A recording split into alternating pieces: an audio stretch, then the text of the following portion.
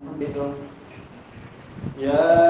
أيها الذين آمنوا اتقوا الله وقولوا قولا سديدا يصلح لكم أعمالكم ويغفر لكم ذنوبكم ومن يطع الله ورسوله فقد فاز فوزا عظيما. اللہ رب العالمین نے سورۃ احزاب میں ارشاد فرمایا، اے ایمان والو، اللہ رب العالمین سے ڈر جاؤ، اللہ سے ڈر جاؤ، تقوی اختیار کرو، اور جب بات کیا کرو تو سیدھی بات کیا کرو۔ اللہ رب العالمین تمہارے اعمال کی اصلاح فرما دے گا، اللہ رب العالمین تمہاری خطاؤں کو معاف فرما دے گا، اور جو بندہ بھی اللہ اور اس کے رسول کی اتباع کرے گا، تابعداری کرے گا، اس کی فرم برداری کرے گا، وہ بندہ کامیاب ہو جائے گا۔ اللہ رب العالمین نے ان آیات کے اندر سب سے پہلے جو مؤمنین کو، ایمان والوں کو حکم دیا ہے وہ تقوی کا ہے، کیونکہ اگر تقوی پیدا نہ ہو تو عبادت کا جو مقصد ہے وہ فوت ہو جاتا ہے۔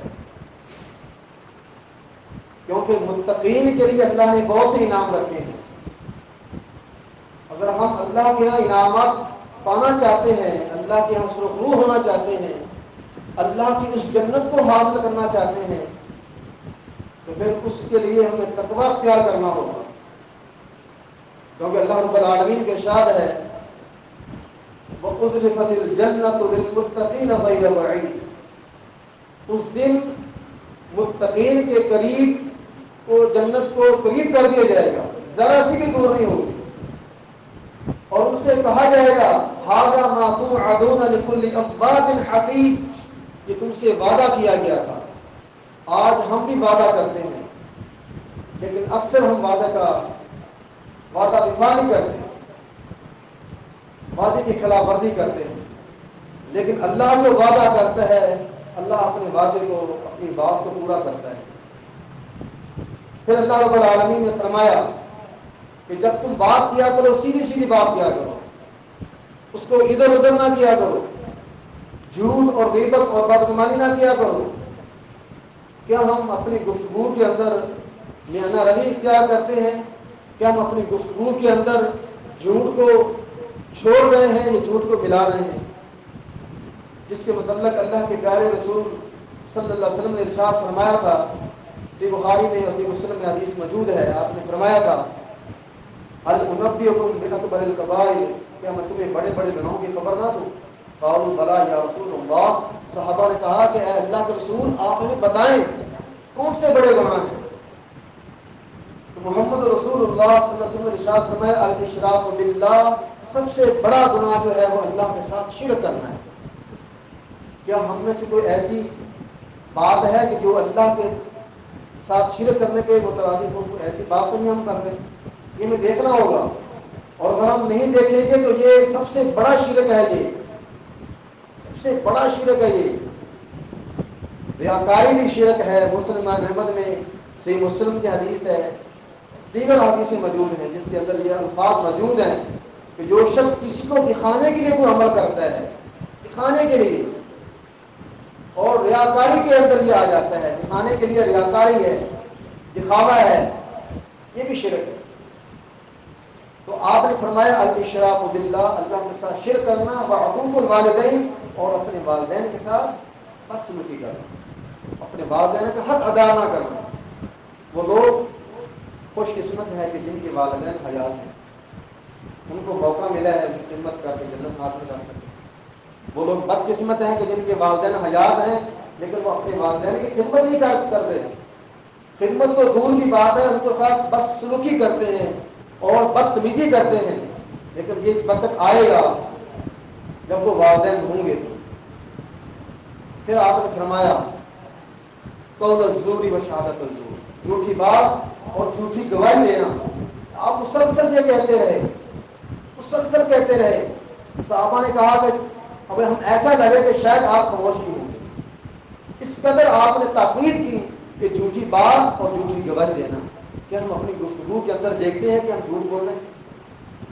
اگر جھوٹ بول رہے ہیں تو اللہ کے پیارے رسول صلی اللہ علیہ وسلم نے یہاں تک فرما دیا، صحیح مسلم میں ہے، کسی بندے کے لیے جھوٹا ہونا اتنا ہی کافی ہے کہ ہر سنی سنے بات کو آگے بیان کر دے۔ کتنی تاکید کی ہے جھوٹ سے بچنے کے لیے۔ تو اللہ رب العالمین نے تقوی کے بعد سب سے پہلے بات کی ہے، تقوی کو حاصل کرنے کے لیے وہ یصلح لکم اعمالکم، اللہ نے فرمایا تم سیدھی بات کرو گے تو اللہ تعالیٰ تمہارے اعمال کی اصلاح فرما دے گا۔ مجيد. أما بعد فإن خير الحديث كتاب الله وخير الهدي هدي محمد وشر الأمور محدثاتها وكل محدثة بدعة وكل بدعة ضلالة وكل ضلالة في النار۔ تو لہذا ہمیں اللہ رب العالمین کا تقوی حاصل کرنا ہوگا، وہ برے کام ان کو چھوڑ دیں جن کاموں کو اللہ نے اور اس کے رسول صلی اللہ علیہ وسلم نے حرام کیا۔ ترمذی کی صحیح حدیث ہے، ابو ہریرہ رضی اللہ تعالی عنہ سے روایت ہے کہ محمد رسول اللہ صلی اللہ علیہ وسلم نے ارشاد فرمایا، کون ہے جو مجھ سے ان کلمات کو سیکھے پھر اس پر عمل کرے، پھر ایسے لوگوں کو بتائے جو اس کا علم حاصل کر سکتے ہیں، اس پر عمل کر سکتے ہیں۔ تو ابو ہریرہ رضی اللہ تعالی عنہ نے کہا کہ میں ہوں، اب مجھے بتائیں۔ محمد رسول اللہ صلی اللہ علیہ وسلم نے 5 باتیں گنوائی اور انہوں نے اپنے ہاتھوں پر اس کو شمار کیا۔ سب سے پہلے آپ نے فرمایا اللہ رب العالمین کے حرام کردہ کاموں سے بچ جاؤ، جو اللہ نے کام حرام کر دیے ان سے بچ جاؤ، تم لوگوں کے اندر سب سے بہترین عبادت کرنے والے بن جاؤ گے۔ اگر اللہ کے ہاں بہترین عبادت کرنے والے بننا چاہتے ہیں تو اللہ کے حرام کردہ کاموں کو چھوڑو۔ اب اللہ کے حرام کردہ کاموں کی جو تفصیل ہے نا، سورۃ انعام کے اندر بڑی تفصیل سے آپ پڑھ سکتے ہیں۔ اللہ کے حرام کردہ کاموں کے اندر کون کون سے کام آ رہے ہیں، کہیں وہ کام ہم کر تو نہیں رہے۔ پھر آپ نے فرمایا اللہ نے جو چیز تقسیم کر دی ہے، جو رزق منقسم کر دیا ہے، لوگوں کو دے دیا ہے، اور جو تمہیں دے دیا ہے اس پر راضی ہو جاؤ، اللہ کی تقسیم پر راضی ہو جاؤ، تم لوگوں کے اندر سب سے زیادہ مالدار ہو جاؤ۔ آج دیکھتے ہیں ہم کہ کسی کے پاس مال کی فراوانی ہے، لوگ اس سے بغض رکھتے ہیں، عداوت رکھتے ہیں، حسد رکھتے ہیں، اور محض اس وجہ سے نہیں رکھتے ہیں کہ اس پر اللہ کا فضل ہے، اللہ نے اس کو دیا ہے، اللہ جس کو چاہتا ہے جتنا رزق دیتا ہے، کیونکہ اللہ رازق ہے، انسان رازق نہیں ہے۔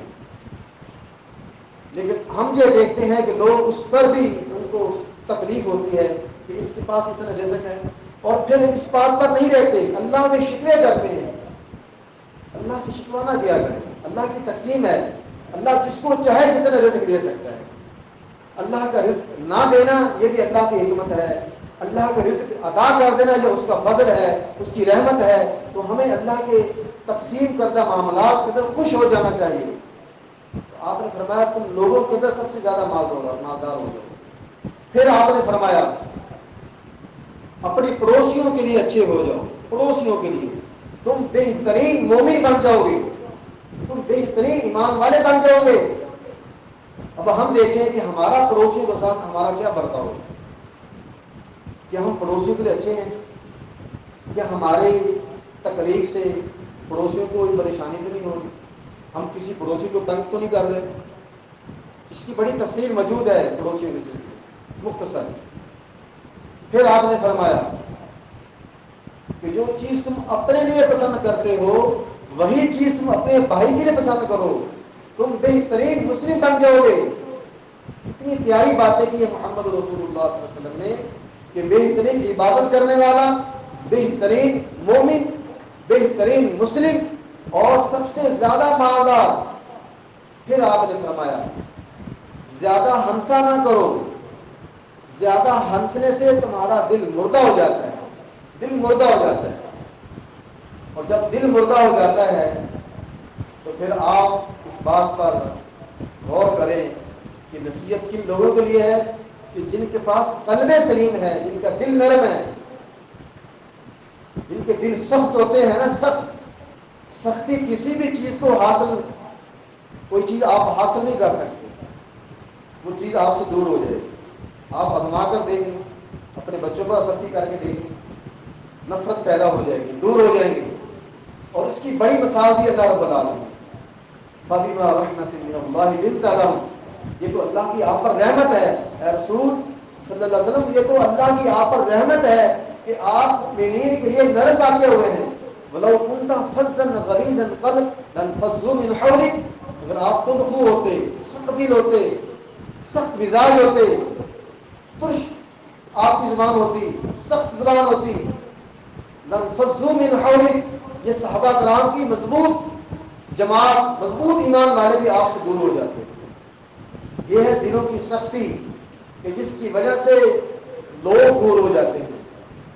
اور ایک سختی کی وجہ محمد رسول اللہ صلی اللہ علیہ وسلم یہاں بیان کی ہے کہ زیادہ ہنسا نہ کرو، زیادہ ہنسنے سے دل مردہ ہو جاتا ہے۔ اور مسلم احمد کی سی حدیث، اللہ کے پیارے رسول صلی اللہ علیہ وسلم نے ارشاد فرمایا تھا، لا تکثروا الکلام بغیر ذکر اللہ، اللہ تعالیٰ کے کلام، اللہ تعالیٰ کے ذکر کے علاوہ کثرت سے گفتگو نہ کیا کرو، یعنی زیادہ باتیں نہ کیا کرو۔ فَإِنَّ كَثْرَةَ الْكَلَامِ بِغَيْرِ ذِكْرِ اللَّهِ، اس لیے کہ اللہ کے ذکر کے علاوہ کثرت سے اور گفتگو کرنا قسوۃ للقلب، دل کو سخت کر دیتی ہے، دل سخت ہو جاتا ہے، اور وہ بندہ اللہ سے زیادہ دور ہو جاتا ہے جس کا دل سخت ہو۔ تو ہم عبادت کیوں کر رہے ہیں؟ اللہ کے قریب ہونے کے لیے، اللہ کا قرب پانے کے لیے ہم عبادت کرتے ہیں۔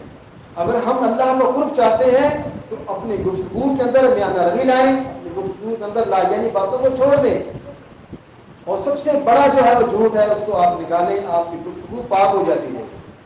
اور اس کی آگے اللہ نے انعام بتائے ہیں۔ جو لوگ سیدھی بات کرتے ہیں، اللہ تعالیٰ کہتا ہے کہ ان کی اللہ رب العالمین اعمال کی اصلاح فرما دے گا، اعمال کی، ایک عمل نہیں، تمام اعمال کی اصلاح ہو رہی ہے۔ لیکن ہم غیبت کرتے ہیں، چغلی کرتے ہیں، بدگمانی کرتے ہیں، ٹھیک ہے، بہتان بازی کرتے ہیں، اور ہمیں خوف ہی نہیں ہے کہ ہم کیا کریں۔